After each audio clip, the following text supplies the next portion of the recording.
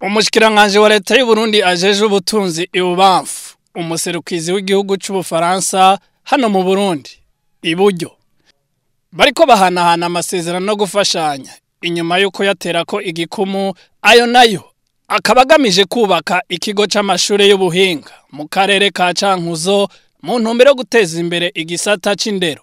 N'amasezerano azokora projet izoza gufasha cane mu vy'indero aho hazokubakwa novuga ikigo kizoha inyigisho abanyeshure bamwe bazoba bahejeje mugabo batashoboye kubandanya za kaminuza bakiga imyuga izoheza igafasha mu kugwiza umwimbu na cane yuko bica bifasha cane mu gushira mu ngiro imbona kazoza igihugu cifashe 2040 igihugu giteye imbere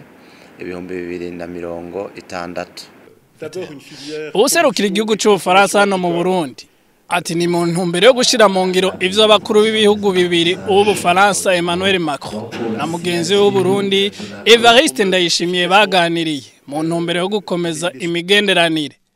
Iyo mfashanyo ikaba iciye amafaranga agera ku miliyoni 9 z'abanyaburaya.